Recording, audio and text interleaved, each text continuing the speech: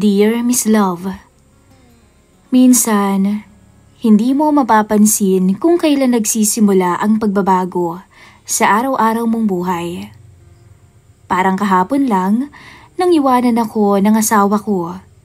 Ngayon, nag-iba na ang kulay ng buhay mula nung dumating si Pia, ang inaanak ng asawa ko. Ito po ang maiksing kwento ng aking buhay at pag-ibig. Ako nga pala si Javier, 39 years old. 4 na taon na ho akong hiwalay. Iniwan ako ng asawa kong si Mara. Sumama sa lalaki niya sa ibang bansa. Simula noon, ako na lamang at ang anak naming si Chin ang magkasama. 7 taong gulang na to. Siya yung dahilan kung bakit ako nagpatuloy na lumaban. Tahimik ang bahay namin dito sa Bulacan. Tuwing gabi, pagkatapos kong patulugin si Chin, madalas mag-isa na lamang ako. Nagkakaping mag-isa, minsan nakatulala. Pero ngayong gabi, may kasama ako. Si Pia Vergara. 21 years old, inaanak ng asawa kong si Grace. Working student, graduating, maayos magsalita at marunong makisama. Tinanggap ko siyang tutor ni Chin para makatulong na rin sa gastusin niya sa pag-aaral. Noong una, formal lang, isang estudyante, isang ama, at isang batang tinuturuan. Pero habang tumatagal, hindi ko alam kung saan nagsimula yung kakaibang pakiramdam. Pia, gusto mo muna ng kape? Tanong ko habang inaabot ang mug. Ngumiti siya. Sige po, Tito Javier. Salamat. Tito Javier. Ilang beses ko nang narinig yun sa kanya, pero tuwing binabanggit niya, may kung anong kiliting hindi ko maintindihan. Malamig ang hangin noon, pero ramdam kong umiinit ang loob ko dahil sa presensya niya. Pasensya ka na, Pia, sabi ko. Minsan siguro yung napapansin mong madalas akong tahimik. Hindi pa rin ako sanay na kabilang ni Chin. Tumango siya. Okay lang po, naiintindihan ko naman eh. Ang hirap po sigurong mag-isa, no? Parang kayo na yung tatay, pati na rin nanay. Ngumiti ako sa kanya. Napakahirap. Pero kapag nakikita ko namang masaya si Chin, ayos lang. Kakayanin. Tumingin siya sa akin diretso sa mga mata. Ang galing niyo nga ho, Tito Javier eh. Napayuko ako. Hindi ko alam kung dahil nahiya ko bigla o dahil naramdaman ko ang sinseridad sa boses niya.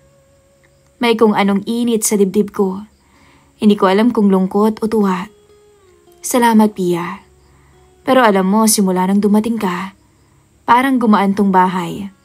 Dahil si Chin, naging masaya na, naging mas masigla. Namula siya. Huwag niyo naman pong sabihin yan. Baka maniwala ako eh. Ngumiti ako. Totoo lamang yun, Pia. Matagal ding naging malungkot ang anak ko. Pero mula nung dumating ka, kahit papaano masigla na siya. At hindi ko nasabi ang kasunod. Hindi ko nasabing ikaw din ang dahilan kung bakit natutunan kong ngumiti ulit. Ilang sandali pa, napansin kong nanginginig siya. Malamig ba? Tanong ko. Oho, konti lang. Ewan ko ba kung bakit nagsando ako ngayon? Kinuha ko yung jacket ko at nilagay sa balikat niya. Salamat po, sabi niya habang inaayos ko, nagkadikit ang kamay namin. Ilang segundo lang yun pero parang humabang oras. Narinig ko yung tibok ng puso ko. Napakalakas at mabilis. Pareho kaming natigilan. Pasensya ka na, sabi ko sabay kamot sa ulo. Napadalas na yata ang kape ko. Ngumiti siya. Halatang nagpipigil ang tawa. Ayos lang po, Tito Javier. Baka nga ho'y nasasobrahan na kayo. Parang nagiging nervyoso kayo eh. Pero nang magtagpo ulit ang mga mata namin, pareho na kaming umiwas. Magpapaalam na po ako, Tito Javier. Baka gabihin na rin ako. Sabi niya habang nililigpit ang mga papel niya. Sige Pia, ihahatid na rin kita sa gate, sabi ko. Habang naglalakad kami palabas, nakasabit sa balikat niya ang bag niya at dala niya ang payong ko. Tahimik lang kaming dalawa, pero bawat hakbang parang mabigat. Sa isip ko, pilit kong sinasabing hanggang dito lang Javier. Tutor siya, inaanak siya ng asawa mo. Pero mas malakas yung tinig sa loob ko na nagsasabing, bakit parang gusto ko pa siyang makasama kahit wala ng dahilan. Pagdating sa gate, nagpaalam siya. Salamat po ha. Sa lahat, sabi niya. Salamat din Pia. Sagot ko, dahil hindi lang si China ang napapasaya mo, pati na rin ako. Tumango siya at ngumiti. Masaya rin po ako dito, Tito Javier. Parang pamilya ko na rin kayo. Pamilya. Napakaganda ng salita niyang yun, pero nung gabi ring yun, parang masakit pakinggan. Nung umalis siya, pinanood ko siyang maglakad sa ilalim ng ilaw ng poste habang bumubuhos ang ambon. Hindi ko alam kung anong mas malakas, ang patakba ng ulan o ang tibok ng puso ko. Pagpasok ko sa bahay, mahimbing na ang tulog ni Chin. Mukhang napagod yata. Lumapit ako at hinaplos ko ang buhok ng anak ko. Pinikit ko ang aking mga mata at nakikita ko doon ang mga ngiti ni Pia. Hindi pwede Javier. Hindi pwede. Bata pa siya. Estudyante. Inaanak ng asawa mo. Iyon ang paulit-ulit kong sinasabi sa sarili ko. Pero sa puso ko, may boses na mas malakas.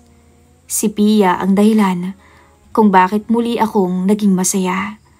Kung bakit parang nabubuhay muli ang mundo ko. Simula nung naging tutor si Pia kay Chin, para bang nagbago ang araw-araw sa bahay.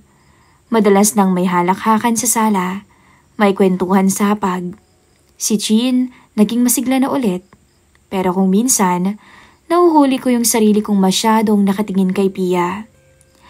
Hindi ko alam kung dahil sa galing niyang makisama sa anak ko o dahil sa paraan ng pagtawa niya, yung simple pero nakakahawa. Tito Javier, baka ho gusto niyo ng kape?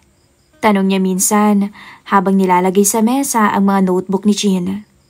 Salamat Pia. Isang araw, nagpaalam si Pia sa akin. Tito Javier, baka ho pwedeng dito na lang ako matulog bukas. May review kasi si Chin sa spelling at bukas din po yung midterm ko sa gabi. Tumango ako agad. Walang problema Pia. Dito ka na. May bakanting kwarto sa tabi ng kay Chin. Hindi ko alam kung tama bang payagan ko siya. Pero sa loob ko, parang gusto kong sabihin kung pwede nga lang na dito ka na lang. Kinabukasan nga, nag-overnight si Pia. Habang nagre-review sila ni Chin, ako naman ay nasa beranda at nagkakape. Rinig ko yung tawanan nila sa loob. May halong ginhawa at inggit sa puso ko. Ginhawang may kasamang pangungulila. Pagkatapos nilang mag-aral, lumabas si Pia. Tito, tulog na po si Chin. Salamat po ulit ha. Salamat din Pia. Ang laki-laki ng tulong mo sa amin. Tahimik kami sandali. Ramdam na ramdam ko yung lamig ng gabi. Pero may kung anong init sa pagitan namin. Gusto mo rin ng kape? Alok ko. Ngumiti siya. Sige po pero ako na pong magtitimpla. Umupo siya sa tapat ko pagkatapos. Tahimik kaming dalawa pero hindi naman awkward.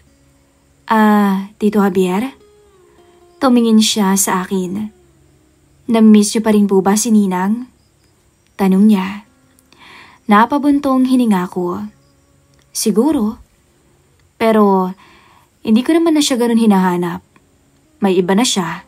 Dapat ko nang tanggapin yun. Tumango si Pia. Pero kita ko sa mga mata niya yung awa. At may kasamang lungkot na para bang siya man ay may pinagdadaanan.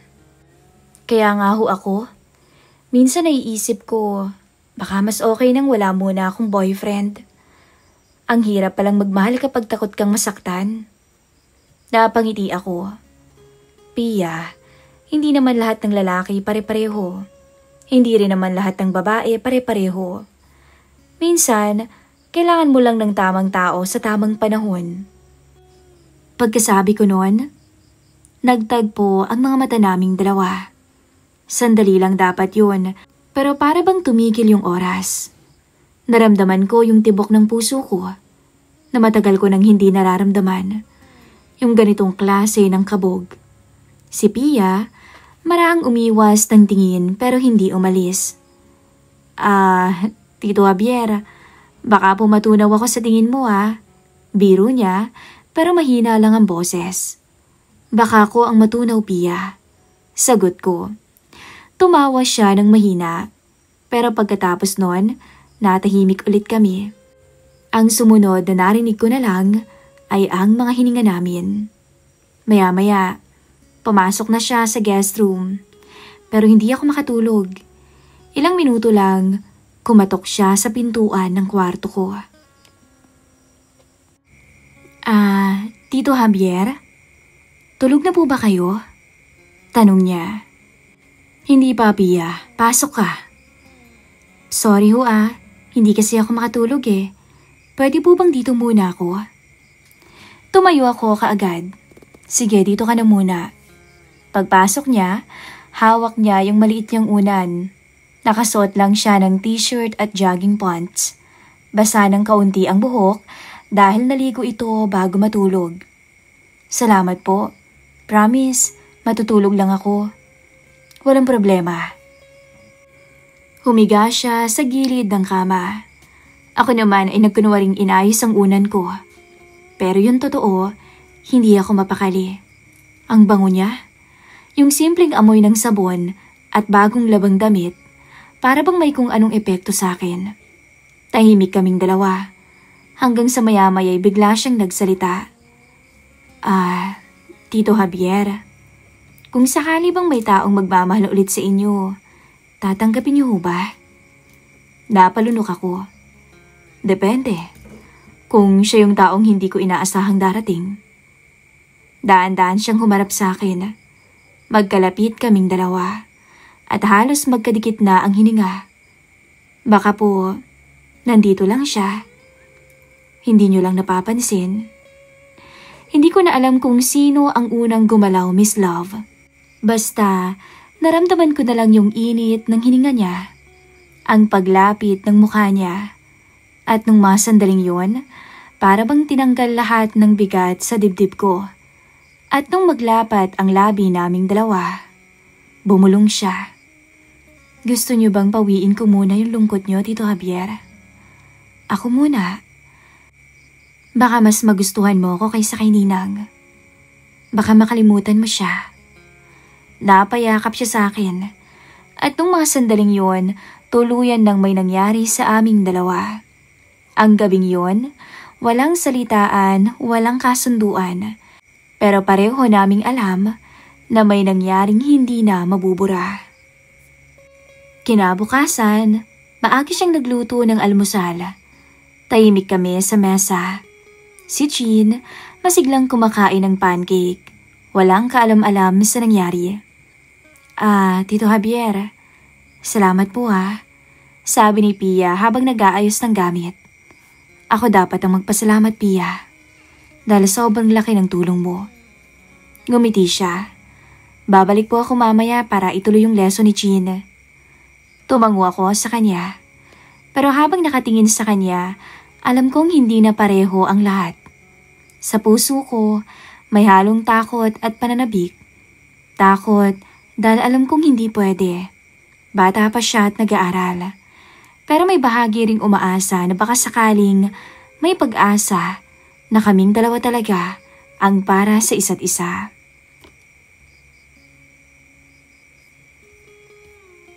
Lumipas ang mga araw mula nang may nangyari sa amin ni Pia. Bawat umaga, tila mas magaan ang pakiramdam ko. Ang dating tahimik kong buhay ay nagkaroon ng ibang liwanag. Si Jean, Masayang-masaya kapag dumadating si Pia. Palaging excited mag-aral. Pero ako, ibang dahilan ang bumubuhay sa akin sa tuwing makikita ko siya. Alam naming pareho ni Pia na may nangyayari sa amin. Hindi lang basta pagkakamali, kundi isang bagay na pinili naming itago at pangalagaan. Sa bawat gabing lumilipas, mas nararamdaman ko ang kakaibang ginhawa sa presensya niya. Simple lang siya, tahimik, ngunit may kung anong init sa mga mata niyang hindi ko makalimutan. Hindi na ako nagtanong kung anong tawag sa kung anong meron kami. Basta pareho naming alam ang relasyong meron kami at hindi na kailangan ng salita at paliwanag. Isang hapon, pagkatapos niyang magturo kay Chin, narinig kong kumatok siya sa pintuan ng kwarto ko. Si Pia po to, mahinahon niyang sabi. Pasok ka, Pia, sagot ko. Pagpasok niya, hindi na ako nakapagpigil. Agad ko siyang niyakap ng mahigpit, na para bang takot akong mawala ulit sa dilim na iniwan ng asawa kong sumama sa iba. Ngumiti siya sa pagitan ng mga bisig ko. At bago ko pa mabigkas kung gaano ko siya kamis, hinagkan na niya ako sa labi. Wala nang mga salita at wala nang paliwanag. Ang halik na iyon, dahan-dahan hanggang sa lumalim. Sa pagitan ng mga buntong hininga at yakap, muling may nangyari sa aming dalawa. Hindi ko alam kung tama, pero nung mga sandaling yon, wala akong gustong isipin kundi siya. Si Pia lamang. Sa mga sumunod na linggo, naging parang lihim na ritual ang bawat gabi. Magtuturo siya kay Chin, magpapahinga sandali sa sala, at kapag tulog na ang bata, lalapit siya sa akin. Minsan sa beranda, minsan sa silid, minsan tahimik lang kaming magkatabi habang nakahiga. Hindi na kailangan ng mga salita. Ang bawat pagtitig naming dalawa sa isa't isa, ang bawat haplos, sapat na para maramdaman naming pareho kung ano kami.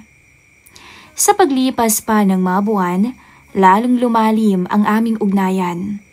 Natutunan naming maging maingat, magtago sa mata ng iba. Kapag may bisita, normal lang ang kilos, tutor at ama ng estudyante. Pero kapag kami na lamang dalawa, sa katahimikan ng gabi, nagiging totoo kami sa isa't isa. Naging parte siya ng araw-araw kong buhay.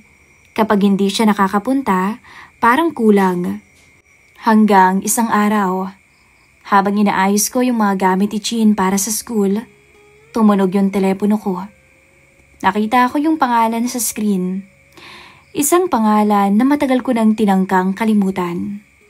Si Mara, ang dating asawa ko. Sa unang segundo, nag-alinlangan akong kausapin o sagutin yun. Pero sa bandang huli, pinindot ko rin yung call. Narinig ko agad ang pamilyar niyang tinig. May lungkot, para bang pagod at may halong pakiusap. Javier, sabi niya ng mahina. Salamat naman at sinagot mo. Pwede ba tayong mag-usap? Tahimik ako. Hindi ako nagsasalita. Naramdaman ko kasi yung bigla ang pagkabog ng dibdib ko. Mahal pa rin kita. Dagdag niya. Nagkamali ako, Hap. Gusto kong pumawi sa'yo. Sa anak natin. Patawarin mo ako, Javier. Bigyan mo pa ako ng isang pagkakataon, please. Para bang huminto yung oras. Habang naririnig ko yung tinig niya sa kabilang linya, naalala ko lahat ng sakit. Yung gabing iniwan niya kami. Umalis siya. Yung mga luha ni Chin at kung paano niya ako iniwang wasak. Pero kasabay nun, sumagi rin sa isip ko yung ngiti ni Pia. Yung mga gabing nakayakap siya sa akin at kung paanong nung mga sandaling yon, pakiramdam ko'y buo ulit ako. Hindi ako sumagot. Pagkatapos ng tawag na yon, matagal akong nakatulala.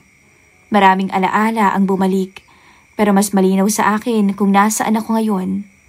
Si Pia, ang babaeng minsang pumasok sa bahay bilang tutor. Ngayon siya ang dahilan kung bakit muling may sigla ang puso ko. pati na rin ang anak ko. Gabi nung dumating siya, hindi ko na kinuwento yung tungkol sa tawag. Kumain kami, sabay na nagligpit ng mesa. Nung tumabi siya sa akin, hinawakan ko yung kamay niya. Marahan kong pinisil yun. Sa katahimikan ng gabing yun, napagtanto ko na minsan may mga taong dumarating sa buhay natin hindi para palitan ng nakaraan, kundi para ipaalala na kaya pa nating magmahal kahit gaano man tayo nasaktan noon. Hindi ko alam kung anong bukas ang naghihintay sa amin ni Pia. Hindi ko rin alam kung ano ang magiging desisyon ko kay Mara. Pero sa ngayon, sa bawat tibok ng puso ko, isa lang ang malinaw. Mas mahalaga sa akin ang kasalukuyan kaysa sa mga iniwang sugat ng nakaraan. At sa mga gabing tahimik, habang yakap ko si Pia, paulit-ulit kong sinasabi sa sarili ko, ang pinakamagandang bagay, minsan ay yung hindi mo inaasahang darating. Ang taong darating sa gitna ng wasak mong mundo at magbabalik ng tibok ng puso mo. Mula nung tawag na yon ni Mara, ilang gabi rin akong hindi mapakali. Para bang biglang bumalik lahat ng sakit at alaala na pilit ko nang nilimot. Paulit-ulit niyang sinabi sa tawag na mahal pa raw niya ako, na gusto niyang bumawi, na kaya pa raw namin ayusin. Pero sa bawat salitang yun, pakiramdam ko, lalo lang akong lumalayo sa kanya. Hindi ko na sinagot yung mga sumunod pa niyang tawag. Gusto ko munang mag-isip. Gusto kong maramdaman kung totoo pa bang may natira. Pero habang tinititigan ko si Pia, kapag nakaupo sa sala at nag-aalaga kay Chin, habang tinuturuan ang anak ko, mas nagiging malinaw sa akin ang lahat. Siya ang dahilan kung bakit ulit ako masaya ngayon. Kung bakit ako muling natutong umiti. Lumipas pa ang 1 linggo bago ko tuluyang hinarap ang mga tawag ni Mara. Nasa labas ako noon. Katatapos lang sunduin si Chien sa school. Tumawag siya ulit at nung pagkakataong yun, sinagot ko na. Javier, please. Sabi niya agad, halos naiiyak. Patawarin mo na ako. Ayoko ng ganito. Alam kong nasaktan kita. Pero kaya ko pa namang itama, di ba? Bumalik ka na, please. Bumuntong hininga ko. Matagal ko nang tinikom ang mga salitang matagal ko nang gustong sabihin. Mara, mahina akong sabi. Ang totoo, matagal kong hinintay na sabihin mo yan. Pero sa paghihintay ko natutunan kong bumitaw. Nasaktan ako, oo. Pero hindi ko pwedeng paulit-ulit na balik-balikan ang sakit na yun. Hindi mo deserve ng isa pang pagkakataon, Mara. Dahil may mahal na akong iba ngayon. At hindi na ikaw yun. Natahimik sa kabilang linya. Halos narinig ko lang ang buntong hininga niya bago muling nagsalita. At sino? Mahinang tanong niya. Hindi ko na siya sinagot dahil hindi ko naman kailangang ipaliwanag sa kanya at sabihin pa sa kanya kung sino. Ang mahalaga, alam kong tapos na kami. Pagkababa ko ng tawag, para bang gumaan yung dibdib ko. Parang nawala yung matagal ko ng pasan.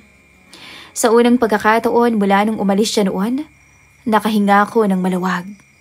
Kinagabihan, pumunta si Pia. Nagain ako ng simpleng hapunan. Tahimik kaming kumain. At sa mga tingin naming dalawa, alam naming parehong malaki ang nagbago. Hindi ko pa sinasabi, pero alam ko, nararamdaman na niya. Alam kong alam niyang mahal ko siya. Habang nag-aayos siya ng mga pinggan, nilapitan ko siya. Tinitigan ko siya ng matagal. At sa unang pagkakataon, buong-buo kong nasabi ang totoo. Pia, tapos na ako sa nakaraan. Gusto kong simulan ng bago at gusto kong ikaw yun. Ngumiti siya. Sapat para maramdaman kong tama ang lahat ng desisyon ko. Lumipas ang mga buwan, dumating yung araw ng graduation ni Pia. Nakaayos siya ng maganda. Puting bestida, simpleng ayos ng buhok, at giting hindi ko makakalimutan. Nakaupo kami ni Chin sa audience habang tinatawag ang pangalan niya. Hindi ko mapigilan ang mapangiti. Para bang proud na proud ako, hindi lang bilang taong minahal siya, kundi bilang lalaking nakita kung paano siya nagsumikap mula umpisa. Nang matapos ang programa, agad kong nilapitan si Pia. Nasa tabi ko ang anak ko, tuwang-tuwa at yakap-yakap ang bulaklak na dala para sa kanya. Inabot ko yon sa kanya at si Pia halatang naiiyak sa tuwa. "Congratulations," sabi ko. Mahina lang pero punong-puno ng laman. "At ngayong tapos ka na, handa na akong manligaw sa'yo." Napatingin siya sa akin. Nagulat at natatawa. Hindi siya agad nakasagot.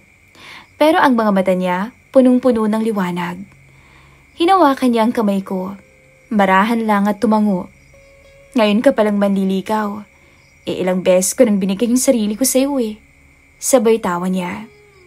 Sa mga sandaling yon, parang huminto ang lahat. Si Chin, nakangiti sa tabi namin. Hawak ang kamay naming dalawa. Sa gitna ng mga taong nagkakatuwaan, kami lang ang tahimik. 3 taong nagtagpo sa gitna ng pagkawasak, pero natutong bumuo ulit. Habang naglalakad kami palabas ng campus, ramdam kong ito na ang simula ng bago naming kwento. Hindi ko alam kung anong haharapin namin sa mga susunod pa na taon. Pero sigurado ko sa isa. Hindi ko na hayaang mawala ulit ang ganitong klase ng pag-ibig. Minsan, kailangan mong masaktan para matutong umibig ulit. Kailangan mong bumitaw sa maling tao para mahanap ang tamang dahilan kung bakit ka dapat magmahal muli. At sa kaso ko, si Pia ang sagot doon. Ngayon, sa bawat tawag ng gabi, sa bawat tawa ni Chin, at sa bawat ngiti ni Pia, alam kong tama ang pinili ko. Hindi na ako lumilingon sa nakaraan dahil nahanap ko na ang tahanan ko. Hindi sa dating asawa, kundi sa bagong pag-asang dumating nang hindi ko inaasahan. At habang papalubog ang araw, magkahawak ang kamay namin ni Pia at tahimik kong sinabi sa sarili ko, minsan pala, kailangan mo munang masira para muling mabuo sa piling ng tamang tao, sa tamang oras at sa tamang dahilan. Hanggang dito na lamang po ang maiksing kwento ng aking buhay pag-ibig. Muli, ako po si Javier. Nalubos na nagpapasalamat sa pag-ere ng aking istorya.